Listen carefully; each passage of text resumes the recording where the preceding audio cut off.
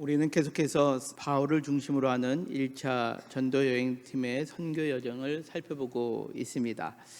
오늘은 사도행전 14장으로 넘어오면서 복음의 장소가 비시디아 안디옥에서 이고니온으로 바뀌는 모습을 보게 됩니다.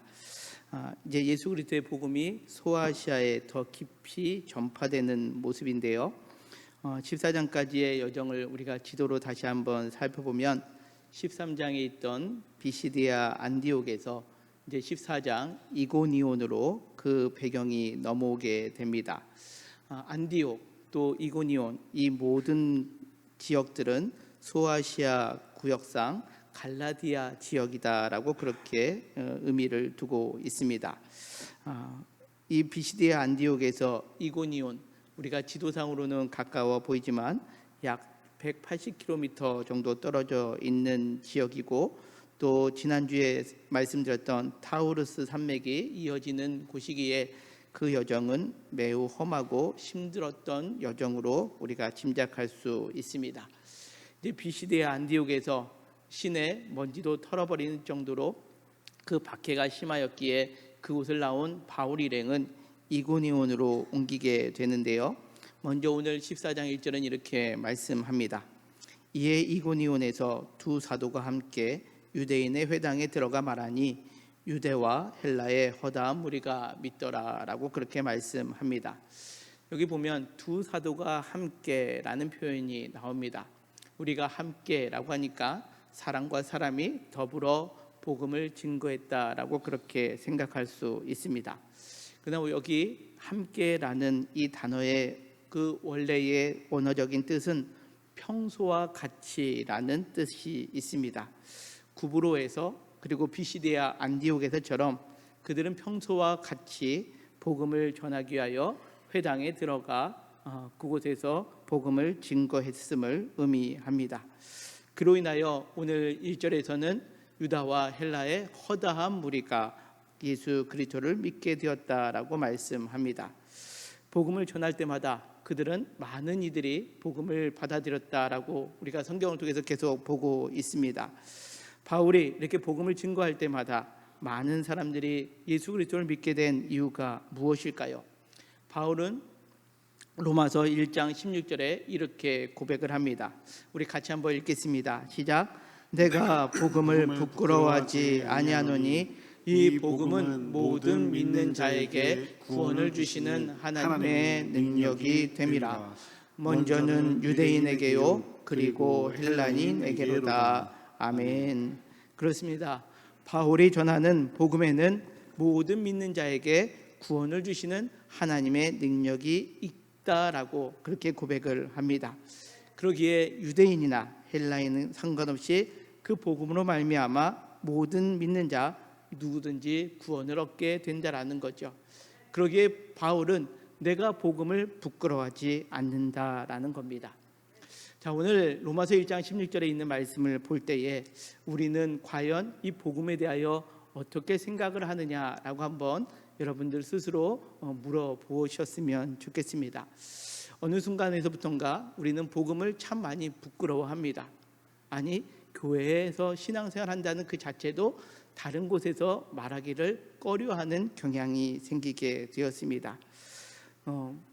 신앙생활을 그래서 조용히 하는 것, 누군가에게 전하기보다는 나 혼자 잘 믿으면 되겠거니 생각을 하며 우리가 신앙생활을 하는 경우들이 있습니다. 어느 순간부터 복음을 부끄러워하는 시대에 우리는 살아가고 있다는 거죠.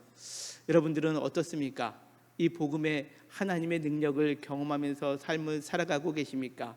아니면 오늘 바울의 고백 가운데 내가 복음을 부끄러워하지 아니했다라고 했지만 여러분들은 복음을 부끄러워하며 그 하나님의 능력을 경험하지 못한 상황 속에서 여러분들 혹 살아가고 있지는 않습니까?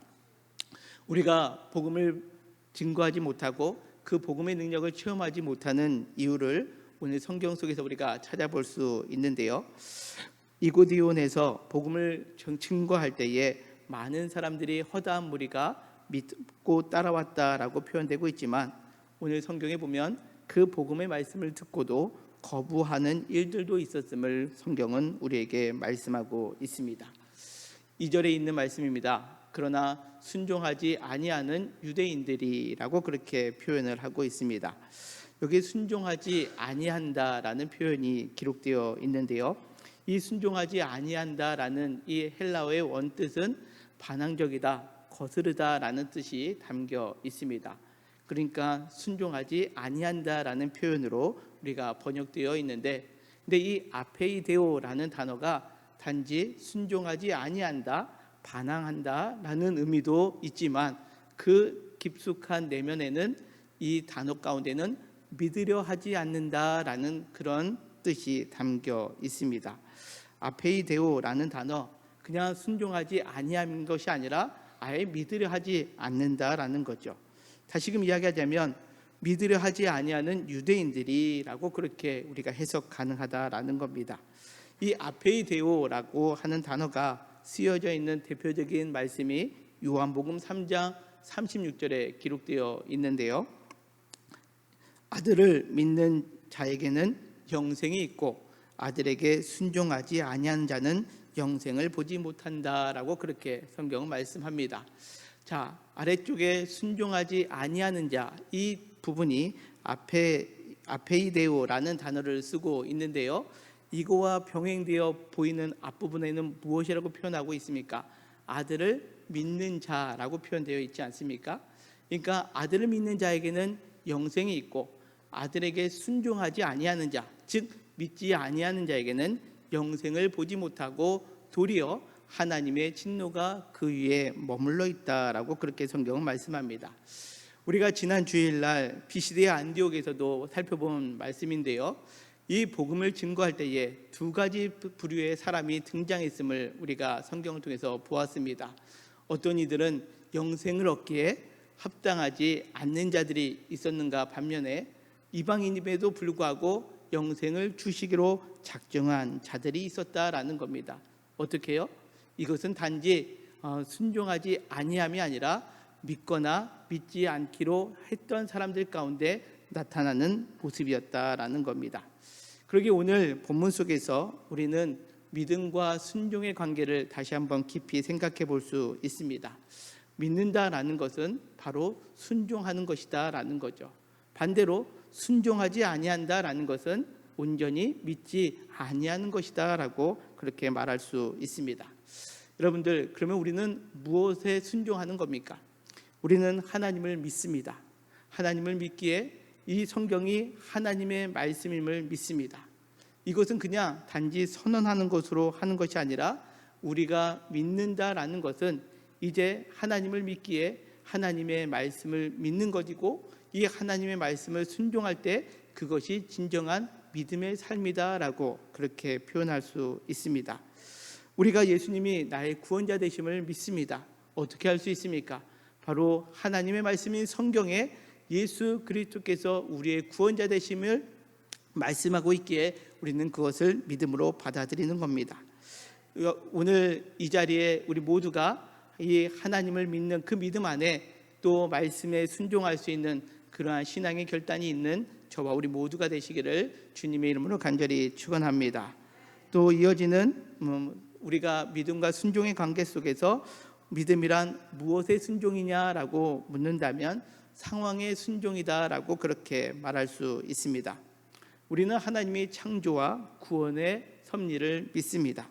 그러기에 하나님께서 모든 만물의 창조자이기 때문에 지금 내가 겪고 있는 상황 또한 하나님의 섭리 안에 있음을 믿는다면 그 상황에 순종하는 것, 이 또한 믿음의 모습이다라는 거죠. 어찌 보면 이것도 하나님이 허락한 상황이기 때문에 될 대로 되라라는 식의 수능을 이야기하는 것이 아닙니다. 모든 상황이 때때로 내가 원하지 않는 상황을 만난다 할지라도 그 가운데 하나님께서 허락하신 뜻이 있음을 우리가 기억하며 하나님의 뜻을 구하고 하나님의 뜻대로 살아가려고 하는 순종, 이것이 참된 믿음의 모습이다라는 거죠. 그러나 오늘 성경은 말씀합니다. 유대인들은 입으로는 하나님을 믿는다라고 했습니다. 그리고 율법도 지킵니다. 그러나 오늘 성경은 말씀합니다. 그들은 진정 순종하지 아니하였다라는 거죠. 그들은 위기의 순간에 하나님을 믿는다 하면서도 이방 민족을 의지했고요. 조금 더 나아진 상황을 겪게 되면 그들은 우상을 의지했던 삶을 살았습니다. 그들은 입술로는 믿습니다 라고 했지만 실상 하나님을 믿지 않으므로 순종하지 아니하였고, 오늘 성경의 표현대로 그들은 결국 영생을 보지 못하는 자가 되어버렸음을 성경은 우리에게 말씀합니다. 오늘 말씀으로 우리가 기억해야 될 것은 복음을 믿음으로 받아들이고 순종하는 자에게는 영생이 약속되어 있지만, 믿음으로 받아들이지 않고 순종하지 않는 자에게는 요한복음 3장 36절의 말씀처럼 그들에게는 영생이 약속되어 있지 않고 도리어 진노가 머무는 삶이 되어버린다라는 사실입니다. 바라옵기는 오늘 예배 자리에 하는 저와 우리 모두가 예수 그리스도께서 나의 구원자 되심을 믿는다고 고백하고 뿐만 아니라 말씀과 삶 속에서 온전히 하나님께 순종함으로 인하여 영생을 얻는 복을 누리는 저와 우리 모두가 되시기를 주님의 이름으로 간절히 축원합니다. 자, 이어지는 2절을 계속 보면 이처럼 순종하지 아니하는 유대인, 즉 믿지 아니하는 유대인들이 이방인들의 마음을 선동하여 형제들에게 악감을 품게 하였다라고 그렇게 표현하고 있습니다. 여기 선동하다라는 것은 흥분시키고 또 그 마음을, 그 거짓된 마음을 일으킨다라는 뜻입니다. 유대인들은 이방인들의 마음을 선동했습니다.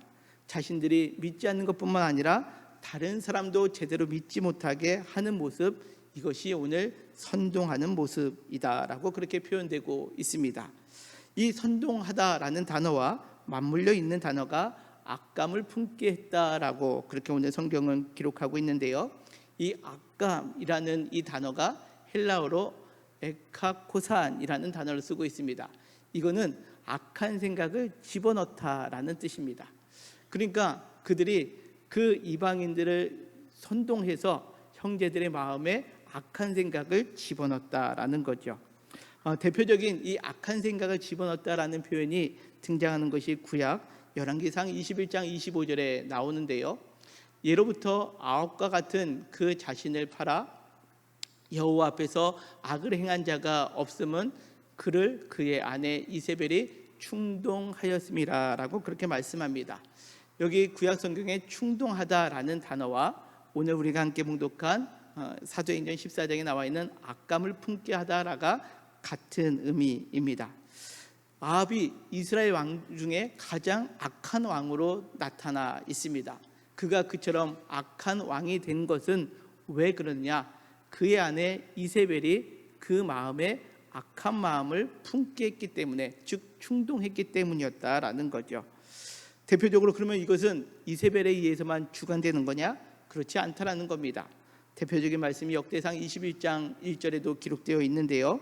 사탄이 일어나 이스라엘을 대적하고 다윗을 충동하여 이스라엘을 계수하게 하니라라는 말씀이 있습니다. 여기 충동하여라는 단어가 히브리어로는 슈트, 충동하다, 오늘 본문에 나오는 악감을 가지게 한다라는 거죠. 다윗이 이스라엘 왕으로서 안정기에 접어들었을 때에 사단이 그 다윗의 마음에 악한 마음을 품게 하여서 이스라엘을 계수하게끔 하였다라는 것을 나타내고 있습니다. 이 악감, 오늘 성경에 표현되고 있는 충동이라는 이 표현은 하나님의 일을 반하게 하는 불신의 모습임을 의미합니다. 다른 사람에게 복음이 들어가지 않도록 편견을 심어주고 악한 생각을 일으키는 것, 믿지 않는 모습이요 순종하지 아니하는 모습임을 의미합니다. 이와 같은 모습은 오늘 성경에 기록되고 있는 것처럼 사람에 의해서 진행되는 것이 아니라 사탄이 대적하기 위하여, 하나님을 대적하기 위하여 행하는 행동의 모습이다라는 거죠. 복음에 대항하여 악한 세력들은 우리 마음에 악한 생각을 집어넣습니다. 누구에게 집어넣습니까? 오늘 2절에 보니까 형제들에게 악감을 품게 했다라는 거죠. 여기서 말하는 형제는 예수님을 믿는다라고 고백했던 사람들입니다. 그리고 교회 공동체 안에 들어온 사람들을 의미합니다. 그들 마음에도 이 순종하지 아니하는 유대인들이 선동하여서 그들 마음 가운데 악한 생각을 집어넣었음을 의미합니다. 우리가 신앙생활하는 동안에도 이와 같은 악한 마음이 들 때가 있습니다. 그렇지 않습니까? 우리가 신앙생활할 때 순종하지 아니하는 세력, 하나님을 대적하지 않는 이 악한 영의 세력들로부터 우리의 마음에 악한 생각이 들 때가 있습니다. 그것으로부터 우리는 벗어나야 됩니다. 이 악한 생각이 가득 찰 때에 우리는 복음을 부끄러워할 수밖에 없고, 이 악한 생각이 가득할 때 이 복음의 능력을 우리는 경험할 수 없기 때문에 그렇습니다. 그렇다면 우리는 이 악한 생각이 들어올 때 어떻게 해야 될까요? 우리가 잘 아는 베드로전서 5장 8절은 이렇게 말씀합니다. 같이 읽겠습니다. 시작. 근신하라, 깨어라. 너희 대적 마귀가 우는 사자같이 두루 다니며 삼킬 자를 찾나니. 아멘. 그렇습니다. 마귀는 우는 사자같이 두루 다니며 우리의 마음에 악한 감정을 집어넣으려고 합니다. 그것을 우리가 막기 위해서는 근신하여 깨어 기도해야 한다라는 거죠. 여러분들, 마귀라는 단어에 여러분들 성경책에도 보면 자그마한 숫자가 기록되어 있습니다. 자막에도 제가 표시했는데요, 이 마귀 앞에 숫자가 적혀 있고 그 숫자를 따라 성경 아래쪽에 보면 헬라어로 회방자라는 단어가 기록되어 있습니다. 즉, 마귀는 우리가 복음에 대하여 능력을 갖기에 회방하는 존재임을 의미합니다. 바라옵기는 우리 마음에 불순종의 마음, 믿음을 갖지 못하려고 하는 마음, 그 마음이 선동되고 악감이 들 때 이것들은 악한 영의 세력임을 기억하면서 우리가 복음을 전하는 데 두려워하지 않거나 위축되지 않도록 더 깨어 기도할 수 있는 저와 우리 모두가 되시기를 주님의 이름으로 간절히 축원합니다. 자, 오늘 이어지는 또 바울과 바나바는 또 어떠한 모습으로 지금 이 복음에 대하여 행동을 하고 있느냐. 이어지는 2절과 3절 보면, 그러나 순종하지 아니하는 유대인들이 이방인들의 마음을 선동하여 형제들에게 악감을 품게 하거늘, 3절에 보면 두 사도가 오래 있어 주를 힘입어 담대히 말했다라고 그렇게 기록하고 있습니다. 이 3절에 보면 두 사도가 오래 있어라고 표현되고 있는데, 헬라어 원어 성경에서 보면 접속사 하나가 이 한글 성경에서는 빠져 있습니다. 어떠한 접속사냐면 그러므로라는 접속사가 빠져 있는데요, 이 그러므로라는 접속사를 넣어서 다시 한번 제가 2절과 3절을 읽겠습니다. 그러나 순종하지 아니하는 유대인들이 이방인들의 마음을 선동하여 형제들에게 악감을 품게 하거늘, 그러므로 두 사도가 오래 있어 주를 힘입어 담대히 말했다라는 겁니다. 자, 문맥상으로 볼 때 복음에 대하여 선동하는 세력, 그리고 악감을 품게 하는 세력들이 있어서 그 복음에 대하여 반대했습니다. 그러므로 어떻게 해야 됩니까? 그러면 우리가 지난 시간에 비시디아 안디옥에서는 신의 먼지를 털어버리고 다른 곳으로 옮겨갔습니다. 그런데 오늘 성경에 보면 어떻게 표현하고 있습니까? 그러므로 그 자리를 떠난 것이 아니라 그러므로 두 사도가 오래 있었다라는 거죠. 자, 똑같은 상황입니다. 박해가 임하고 있는 상황인데 비시디아 안디옥에서는요, 신의 먼지를 털어버리고 떠나는 장면이 기록되어 있고요. 그런데 오늘 이고니온에서는 그들이 똑같은 박해를 받지만 오히려 그곳에 더 오래 머물고 있었다라고 그렇게 기록하고 있습니다. 왜 오래 머물러 있었을까요? 그들은 사실 반대하고 있는 박해에 대하여 두려워하지 않고 오래 참고 복음을 증거했다라는 의미가 되기도 하고요. 또 하나는 하나님께 허락해 주시는 그 복음을 증거하는 데에 그 사명을 포기하지 않고 끝까지 그 길을 감당했다라는 의미도 담겨 있습니다. 이고니온에서 이 바울과 바나바의 전도의 모습은 우리가 지녀야 될 바로 복음에 대한 모습임을 우리에게 말씀하고 있습니다.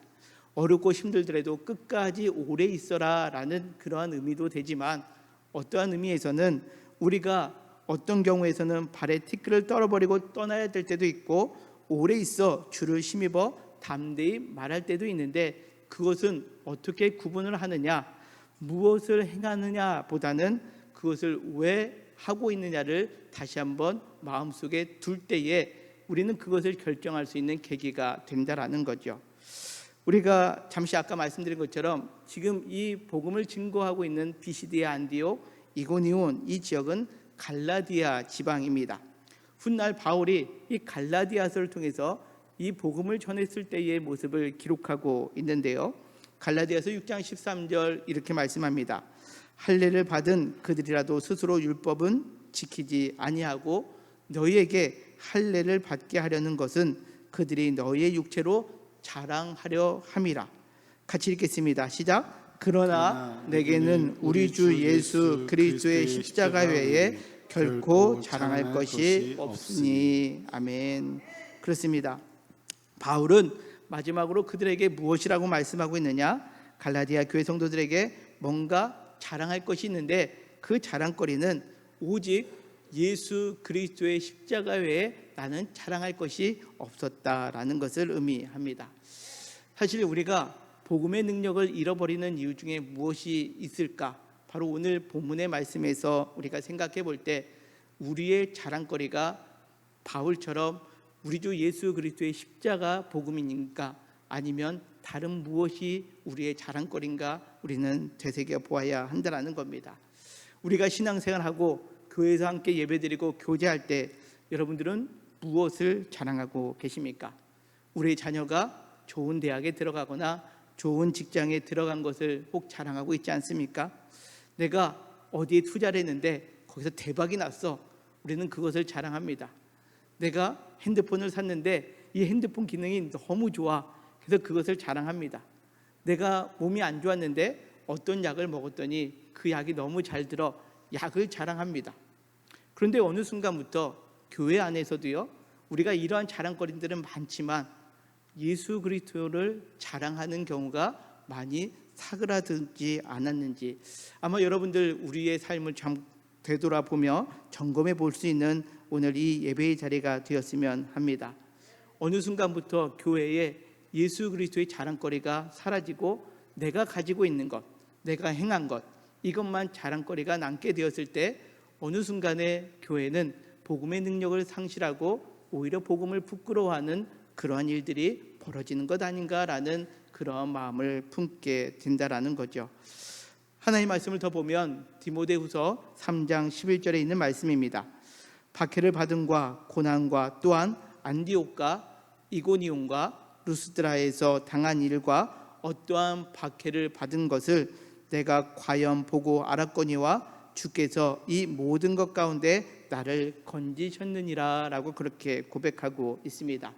바울은 내가 그 오랫동안 머물면서 말씀을 증거했던 이유는 무엇이냐? 내 자랑거리는 예수님이다 라고 그렇게 고백한 것과 더불어 이 디모데후서에서는 내가 이고니온과 루스도에서 당한 그 박해 가운데 그것을 견딜 수 있었던 것은 이 모든 것 가운데 주께서 나를 건지셨기 때문이었다라는 겁니다. 내가 이길 수 있는 힘은 어디서부터 오느냐? 바로 주께서 이 모든 박해 가운데 나를 건지셨기에 나는 끝까지 오래 있어서 주의 복음을 증거했음을 의미합니다. 사랑하는 성도 여러분, 우리의 삶 가운데 누가 여러분들을 건지시고 여러분들을 붙들고 계십니까? 오늘 바울이 고백한 것처럼 우리 인생 가운데 어렵고 힘든 순간을 만날 때 내가 가지고 있는 것들, 내가 가지고 있는 힘이 나를 지탱하는 것이 아니라 하나님이 여러분들을 붙들고 건져주시고 계심을 날마다 입술로 고백할 수 있는 이것이 우리의 자랑이 되시기를 주님의 이름으로 간절히 축원합니다. 그럴 때에 오늘 본문 가운데 놀라운 고백이 일어나게 됩니다. 3절을 다시 보면 우리 같이 한번 읽겠습니다. 시작. 두 사도가 오래 있어 주를 힘입어 담대히 말하니 주께서 그들의 손으로 표적과 기사를 행하게 하여 주사 자기 은혜의 말씀을 증언하시니. 아멘. 그렇습니다. 두 사도가 선동되고 악감을 품게 하는 그러한 위협 속에 있음에도 불구하고 하나님께서 그들에게 예수 그리스도를 자랑하고 그 십자가만을 붙들고 삶을 살려고 할 때에 저들에게 표적과 기사를 행하게 하심으로 인하여 하나님의 은혜의 말씀을 더 증언할 수 있도록 하셨다라는 겁니다. 이것이 바울이 고난을 견디며 복음을 전할 수 있었던 가장 큰 이유입니다. 성경에서 특별히 이고니온에서 이와 같은 표적과 기사가 나타날 수 있었던 것은 반대하는 그 세력이 클 때에 더욱더 그 세력을 이길 수 있는 힘은 바로 예수 그리스도의 십자가 복음과 또 하나님만을 의지하는 길임을 오늘 성경은 우리에게 나타내고 있습니다. 바라옵기는 우리가 이 땅의 삶을 살아가면서 이 십자가를 자랑하는 것, 그리고 내가 어떠한 순간 가운데 있다 할지라도 하나님께 나를 건져주실 것이라는 그 믿음의 확신을 다시 한번 붙들고 신앙생활을 영위해 나가는 저와 우리 모두가 되시기를 주님의 이름으로 간절히 축원합니다. 그럴 때에 우리 인생 가운데 어떠한 모습이 등장하느냐, 가장 좋은 것으로 채워주시는 은혜도 있겠지만, 그러나 오늘 성경은 무엇이라고 말씀하냐? 5절은 이렇게 말씀합니다. 이방인과 유대인과 그 관리들이 두 사도를 모욕하며 돌로 치려고 달려드니 라고 그렇게 표현합니다. 자, 우리가 예수 그리스도의 복음을 증거합니다. 십자가만을 자랑합니다. 그리고 하나님께서 나를 건지실 것을 자랑하면서 살아가는데, 그렇다면 기사와 표적이 나타나서 우리가 모든 것들이 다 해결되면 좋겠지만 그러지 아니할 때도 있음을 의미합니다. 여러분들, 우리가 신앙생활할 때 가장 위축될 때가 바로 이러한 상황을 만날 때입니다. 그래, 내가 예수님을 자랑해야지, 내가 십자가만을 자랑해야지, 하나님께서 나를 건져주실 것을 믿고 나아가야지 라고 다짐했을 때 하나님께서 나에게 힘을 주십니다. 표적과 기사를 허락해 주신 상황을 만나게 됩니다. 그러면 모든 문제가 해결될 것 같이 여겨졌는데 실상은 그러지 못한 순간을 만날 때, 그때 우리의 신앙은 위축이 될 수밖에 없다라는 거죠. 그때에 오늘 바울은 어떠한 모습으로 오늘 성경은 우리에게 말씀하고 있느냐? 6절은 이렇게 말씀합니다. 그들이 알고 도망하여 라고 그렇게 표현하고 있습니다. 자, 이 도망이다라는 표현, 우리가 지난 주일에 말씀 본 것처럼 발에서 먼지를 털어버리고 가는 모습처럼 보여질 수 있습니다. 더 큰 문제를 만났을 때에 그 문제가 두려워서 이제는 그 나약함으로 그 자리를 벗어나는 것으로 우리가 그렇게 이해할 수 있는 내용입니다. 근데 이 도망하여라는 단어를 우리가 잘 살펴볼 때 이 도망하여라는 단어가 카탑휴고라는 단어를 쓰는데, 이거는 단지 큰 재앙이나 어려움이 있어서 그 상황에서 도망치는 것이 아니라 피난처로 향하다라는 의미가 담겨 있습니다. 이 카탑휴고가 쓰여져 있는 성경이 신약 성경에 히브리서 6장 18절에 그렇게 성경은 기록하고 있는데요. 우리 같이 한번 읽겠습니다. 시작. 이는 하나님이 거짓말을 하실 수 없는 이 두 가지 변하지 못할 사실로 말미암아 앞에 있는 소망을 얻으려고 피난처를 찾은 우리에게 큰 안위를 받게 하려 하심이라. 아멘. 그렇습니다. 여기서 히브리서 6장 18절에 피난처를 찾은 이라는 단어가 조금 전에 우리가 읽었던 도망하다라는 단어의 카탑휴고라는 단어입니다. 바울과 바나바는 그들의 위협의 위기를 느끼고 도망한 것이 아닙니다. 위기를 피한 것이 아니라 어디로 피한 겁니까? 그냥 문제를 피한 것이 아니라 하나님을 향하여 피했다라는 것을 의미합니다. 우리의 신앙의 모습이 바로 이와 같이 되어야 한다라는 거죠. 문제를 만날 때 위축되고 좌절되고 그 문제를 피하기에 급급한 것이 아니라, 그때 바울은 그곳에서 도망했는데 그 도망이라는 의미가 바로 하나님께 피난처를 찾고 나아가는 모습이었다라는 거죠. 대표적인 모습이 시편 46편 1절의 말씀입니다. 우리 같이 한번 읽겠습니다. 시작. 하나님은 우리의 피난처시요 힘이시니 환난 중에 만날 큰 도움이시라. 아멘. 그렇습니다. 하나님이 우리의 피난처가 되시기에 우리가 때로는 힘들고 어렵고 지치는 순간을 만날 때 하나님께서 우리의 힘이 되어 주실 뿐만 아니라 하나님께서 우리가 환난을 만날 때에 우리에게 그 환난 가운데 만날 큰 도움이 되신다라고 성경은 우리에게 약속하고 있습니다. 사랑하는 성도 여러분, 우리가 주의를 행할 때, 아니 믿음으로 삶을 살아갈 때 어렵고 힘든 순간을 만나게 됩니다. 어떤 때에는 우리가 발에 먼지를 떨어버리는 상황을 만날 때도 있고, 어떤 때에는 오늘 이고니온에서의 바울의 모습처럼 오랫도록 사명을 감당해야 될 때가 있습니다. 여러분들은 그 모든 순간 속에서 우리가 오늘 말씀을 기억하며 나는 무엇을 선택하느냐 보다는 내가 이 상황 속에서 무엇을 우리는 고백해야 되는지를 우리는 다시 한번 마음속 깊이 새겨 보아야 한다라는 거죠. 오늘 말씀처럼 우리가 어렵고 힘든 순간에 만날 때에 그 오랫동안 머무는 순간에 우리가 악한 세력들이 있음을 기억하며 대적하며 기도하는 것뿐만 아니라 오직 예수 그리스도의 십자가 복음을 기억하며 그것만이 나를 건지시는 이심을 고백할 수 있는 그런 참된 믿음의 성도님들 되시기를 주님의 이름으로 간절히 축원합니다.